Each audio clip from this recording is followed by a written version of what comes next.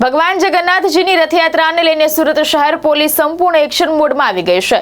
રથયાત્રા શાંતિપૂર્ણ અને સુરક્ષિત રીતે સંપન્ન થાય તે માટે શહેરમાં ફ્લેગ માર્ચ યોજવામાં આવી હતી, જેમાં ઉચ્ચ પોલીસ અધિકારીઓ સહિત મોટી સંખ્યામાં પોલીસ જવાનો જોડાયા હતા। ભગવાન જગન્નાથજીની રથયાત્રા પૂર્વે સુરત શહેરમાં કાયદો અને વ્યવસ્થા જાળવવા માટે સુરત પોલીસ દ્વારા ફ્લેગ માર્ચનું આયોજન કરવામાં આવ્યું હતું। આ ફ્લેગ માર્ચ સુરત રેલવે સ્ટેશનથી શરૂ કરવામાં આવી હતી, જેમાં આઈપીએસ અધિકારીઓ, ડીસીપી, એસસીપી, પીઆઈ, પીએસઆઈ સહિત મોટી સંખ્યામાં પોલીસ જવાનો ઉપસ્થિત રહ્યા હતા। રથયાત્રા દરમિયાન કોઈ અનિચ્છનીય ઘટના ન બને તેમજ શહેરમાં શાંતિ અને સુરક્ષાનું વાતાવરણ જળવાઈ રહે તે હેતુથી પોલીસ દ્વારા આ શક્તિ પ્રદર્શન કરવામાં આવ્યું હતું। ફ્લેગ માર્ચ દરમિયાન સંવેદનશીલ વિસ્તારોમાં સુરક્ષા વ્યવસ્થાની સમીક્ષા કરવામાં આવી હતી અને લોકોને નિર્ભય વાતાવરણનો સંદેશ આપવામાં આવ્યો હતો। સુરત પોલીસનું કહેવું છે કે રથયાત્રા દરમિયાન સમગ્ર રૂટ ઉપર ચુસ્ત પોલીસ બંદોબસ્ત ગોઠવવામાં આવશે અને દરેક સ્થિતિ ઉપર સતત નજર રાખવામાં આવશે। 16મી જુલાઈએ ભગવાન જગન્નાથ સમગ્ર સુરત શહેરમાં ભ્રમણ કરશે। એમની શોભાયાત્રા છે અને સમગ્ર સુરત શહેરના લોકોને દર્શન કરવા માટે સમગ્ર સુરત શહેરમાં શોભાયાત્રા રૂપે ભગવાન જગન્નાથ ફરવાના છે।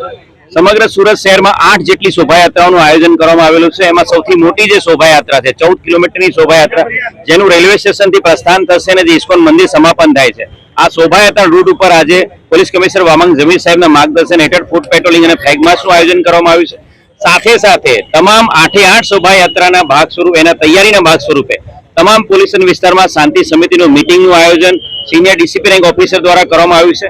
તમામ આયોજકો સાથે 1-to-1 મીટિંગ કરી લેવામાં આવી છે। શોભાયાત્રા રૂટનું પણ સેન્સિટાઇઝેશન અને ખાસ કરીને બીડીડીએસની ટીમ દ્વારા પણ શોભાયાત્રા રૂટને ચેકિંગ કરવામાં આવેલું છે।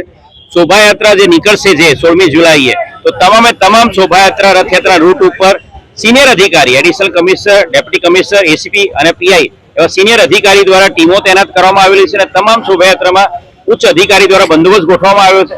સાથે સાથે મુખ્ય શોભાયાત્રા જે રથયાત્રા છે એની અંદર ક્રાઇમ બ્રાન્ચ અને એસઓજીની અલગ અલગ ચુનિંદા અધિકારીની ટીમો પુશિંગ સ્ક્વોડ તરીકે પણ કામગીરી કરશે।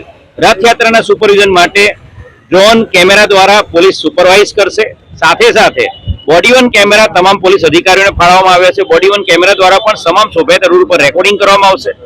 આ ઉપરાંત CCTV command and control room દ્વારા વિશ્વાસ પ્રોજેક્ટ અંતર્ગત સીસીટીવી કમાન્ડ એન્ડ કંટ્રોલ છે એ દ્વારા DCP rank officer command and control room મારફતે સમગ્ર શોભાયાત્રા રૂટ ઉપર સીસીટીવી કેમેરા દ્વારા સુપરવિઝન કરશે।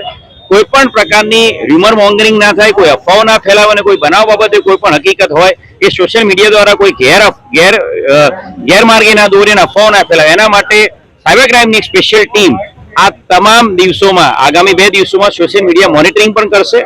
સાથે સાથે તમામ રૂટ ઉપર ફિક્સ બંદોબસ્ત, સ્ટેટિક બંદોબસ્ત, મૂવિંગ બંદોબસ્ત, ડીપ પોઈન્ટ બંદોબસ્ત અને ધાબા પોઈન્ટ બંદોબસ્ત, એમ 5 લેયરમાં બંદોબસ્ત ગોઠવવામાં આવ્યો છે।